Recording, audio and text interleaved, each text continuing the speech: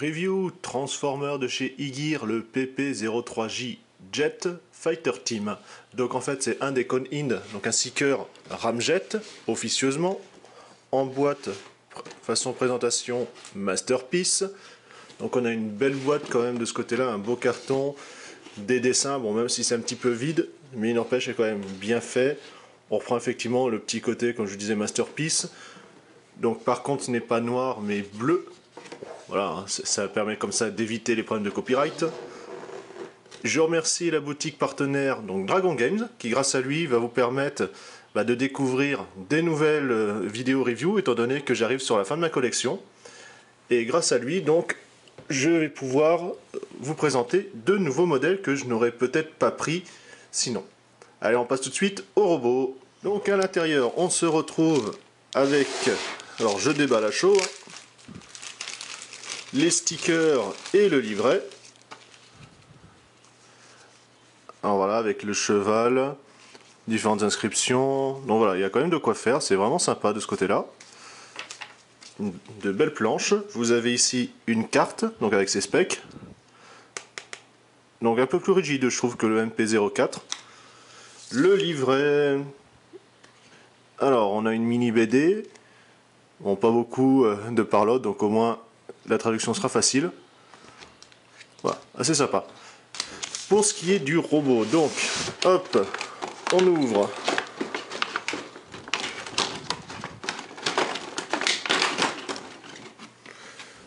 Bon, ça c'est bien, un système comme ça, en plastique semi-moulé, hein. C'est très très bien. Au niveau donc du support déjà, donc il n'est pas plein. Enfin, il n'est pas plein en plastique, voilà, comment dire, mat, hein, c'est du transparent. Bon point, ça fait vraiment joli. Une fois monté, on verra ce que ça donne, mais j'aime beaucoup déjà. Qu'est-ce qu'on a d'autre dans la boîte? On a donc les missiles. Voilà. Donc par contre, d'un seul bloc, ils sont pas en séparés. Bon, c'est un petit peu dommage, j'aurais peut-être préféré un peu comme avec les versions de chez qui s'appelle Macross. On a ici le scotch avec le pilote. Enfin le pilote, pardon. Le professeur, plus exactement. Bon, basique, hein. Par contre, effectivement, il me manque quand même un petit peu de détails niveau peinture. Puis c'est vrai que le corps tout noir comme ça... ouais, voilà, ils auraient pu au moins faire les cheveux blancs, ça aurait été un petit plus, mais bon. Pour la bestiole, voilà. On a encore ici des missiles. Je vais enlever ça. On va regarder le robot, enfin l'avion de plus près. Alors déjà pour comparer au niveau taille, donc c'est quand même plus grand que je l'espérais. Je voyais ça quand même un petit peu plus petit, un petit peu, on va dire, comparé en Macross, les V1 1/60e de chez Yamato. Donc là par exemple on a le VF11C qui est aussi au 1/60e, et donc c'est un petit fighter. Voilà, comme cela, donc vous voyez un petit peu plus court, effectivement, celui du dessus. L'envergure, par contre, effectivement, c'est vrai qu'il est assez petit. Il a un grand corps, ça fait peut-être un petit peu ridicule. C'est vrai qu'une plus grande aurait peut-être été mieux. Après, ça reste de la supposition, hein. Vous avez le gros VF0A, donc c'est du 1/60e, mais limite à la taille du 1/48e. Pardon, je vais y arriver. Vous voyez, hop, on va le remettre comme ça. En fait, c'est surtout la verrière qui est très très grande, effectivement, qui est un petit peu disproportionnée, je trouve, par rapport au reste du véhicule. Ça fait un peu spécial. Bon point, le train d'atterrissage à l'avant métallique. Alors ça, c'est vraiment agréable. Alors par contre, ça, c'est vraiment cheap. C'est bon, je sais qu'il n'y a pas beaucoup de place, hein. C'est pas comme les Yamato, mais quand même, ça fait ridicule. Et puis en plus, c'est pas très joli, elle dépasse à peine. Gros moins. Ici, alors, ça c'est vraiment excellent. Bon, vous avez un faux vérin, mais c'est un système de glissière. Comme ça sert d'aérofrein. Et c'est voilà, c'est vraiment joli. C'est pas juste une trappe comme par exemple les Macross, hein. Très bon travail. Vous avez ici, voilà. Donc là ça bouge, un peu comme le 1/48e, hein, en Yamato. Les réacteurs aussi. Donc c'est sur du ball joint. Donc, voilà, pas ici. On a un light panel un petit peu partout. Voilà, sérigraphié.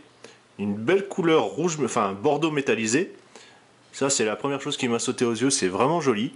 Bon après avec ici, hop, les autocollants posés dessus. Donc bien posés, donc c'est bon. Au niveau gimmick, donc je vous disais, vous avez cela, vous avez les réacteurs, vous avez le radar, donc juste à tirer, et on tourne. Comme ça il est juste devant. Alors le plastique est pas mal, hein. C'est vrai, bon c'est pas une qualité, on va recommencer à comparer au Macros, hein, puisque c'est forcément un de mes seuls points de comparaison, mais il est quand même pas mal. De toute façon ça reste quand même entre guillemets du custom en petite échelle, hein, donc forcément c'est de la production quand même assez limitée. Hein. Donc au niveau du cockpit, voilà, grande baie. Alors voilà, c'est ça que je reproche, effectivement en plus ça fait un grand vide, c'est pour ça qu'il est si long, c'est un peu dommage. Voilà, ils auraient pu au moins mettre un deuxième cockpit, ça aurait un petit peu meublé, quitte à pouvoir l'enlever hein, au besoin. Et puis là ici on va pouvoir mettre le professeur. Tiens justement, en parlant de professeur, on va essayer avec du 1/60e. Voilà, comparaison du pilote Macros avec le prof. Voilà, le prof est un petit peu plus élancé. Donc au final, on est effectivement à peu près dans la même taille. Donc c'est bien en comparatif du 1/60e à vue de nez. On se lance. Donc on va déjà attraper les réacteurs qu'on va tirer. Voilà, ça forme les jambes. Ainsi. Vous avez ces petites pièces noires. Voilà, il y a juste un petit peu à pincer. Parce que vous avez deux petits ergots. Ça va permettre comme ça de former le bout des pieds. Voilà, hop, on tourne. Le petit clips. Vous avez ici sur une charnière. Donc il y a juste à remonter. Ainsi. Alors par contre voilà, la tâche est un petit peu disgracieuse, malheureusement on ne peut pas la rentrer dedans. Bon, mauvais point on va dire de ce côté-là. On sépare, et comme ça au moins les jambes sont finies, on pourra comme ça un petit peu replier les ailes pour moins qu'elles gênent sur le robot. Pour le torse, on a cette grande partie-là, donc charnière métal, ça c'est vraiment agréable. On a la pointe voilà, qui bascule, comme cela, on ouvre le cockpit, le poste de pilotage pour voir le feu de l'action. Voilà, on remet ça pour moins que ça gêne. Vous avez ici voilà, le petit ergot hop, qui se décale un tout petit peu. On a ce pan là en fait qu'on va essayer d'écarter. Alors déjà, voilà, vous avez ici, on voit un picot qui apparaît, il y en a un tout petit également là. Donc c'est juste pour déclipser l'ensemble. Ainsi, on note une charnière, mais pour y avoir accès plus facilement, on va prendre l'aile qu'on va écarter. Vous avez, voilà, on le voit ici, une séparation. Voilà, c'est passé. Hop. Alors voilà, ça arrive, ça se déclipse. Hein. C'est le petit défaut, on va dire, sur ce mold. Voilà. Pareil de l'autre côté.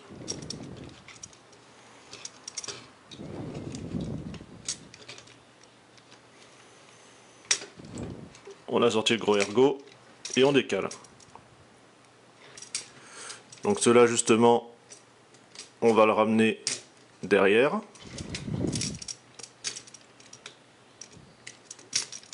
Bon, décidément.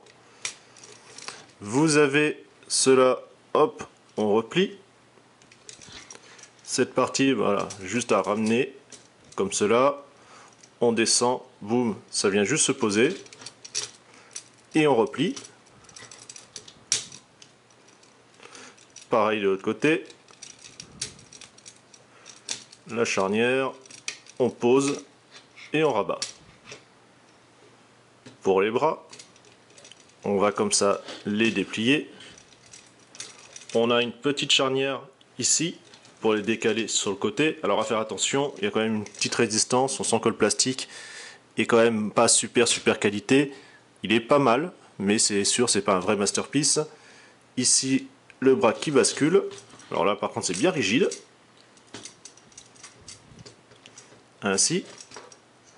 Cette partie là en fait, voilà, vous basculez sur l'extérieur. Ainsi, ça forme les côtes, comme cela. Ça, on rabat pour former les épaules. Vous avez vu les trous oblongs, donc corps métal, encore une fois, très bon point. On va basculer, mais avant ça justement on va faire passer tout le nez de l'avion. Alors en fait, cette partie encore en métal, vous avez un trou oblong à l'intérieur, hein. Vous verrez pour tout de suite après à quoi ça sert. On va basculer tout ça. Alors j'ai la tête, voilà, ici hop, qui commence un petit peu à se balader. Voilà, une petite bascule. On récupère la tête. Cela, hop, on le remonte ainsi. Comme ça, on va enfoncer. Comme je vous disais, il y avait un trou oblong. Voilà. Ici l'attache avec ça qui va permettre de bien verrouiller.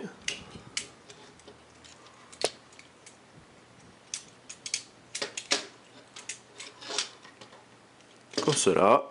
Et on descend l'ensemble. En prenant soin que justement les bras ne gênent pas.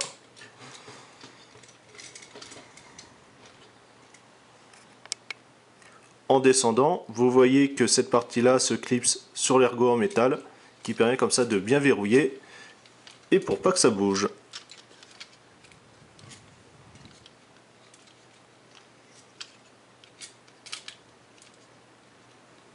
Notre ramjet officieux est fini. Donc vous pouvez voir un petit peu comme les MP01, ici vous avez une petite trappe avec une console. On a un sticker et de l'autre côté également.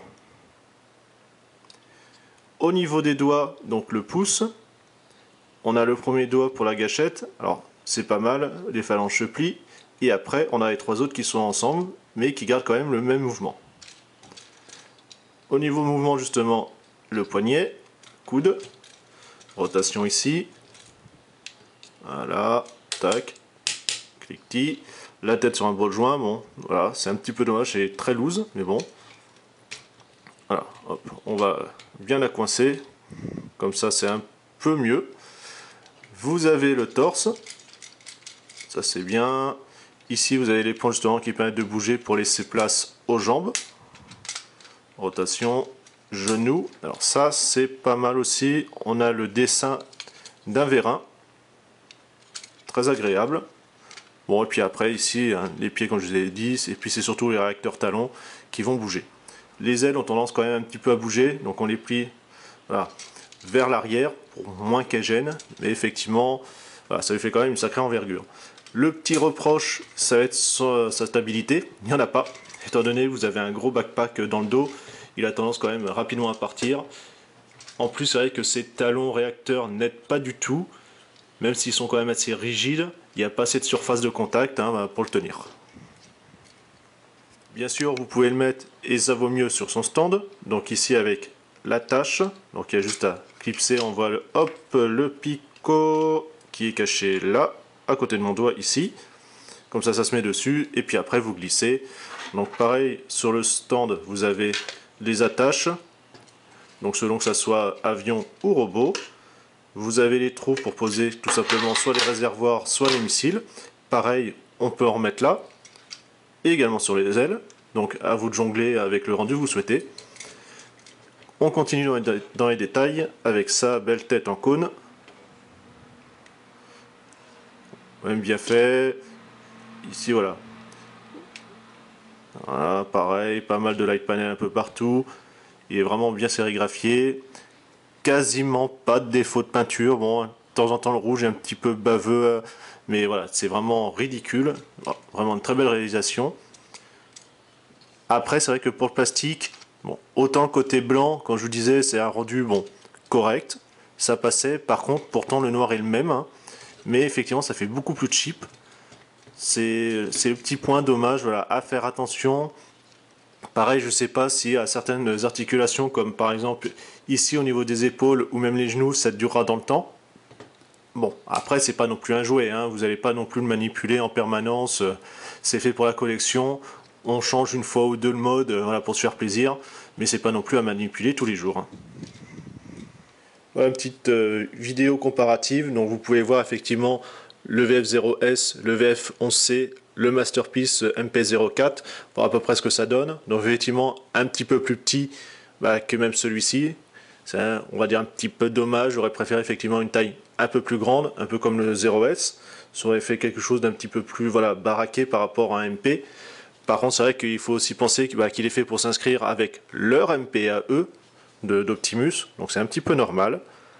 N'empêche, c'est quand même une belle finition, même si effectivement le plastique, peut-être sur le long terme, faites attention, hein, mais s'il n'empêche, voilà, pour le type de production que c'est vraiment très bien. La peinture, rien à redire, beaucoup niveau posabilité, possibilité, vraiment très très bien. Je remercie encore tout simplement mon partenaire Dragon Game, car grâce à lui, vous allez pouvoir découvrir de nouvelles vidéos au niveau des Transformers, et peut-être d'autres. Allez, on se retrouve à une prochaine. Salut!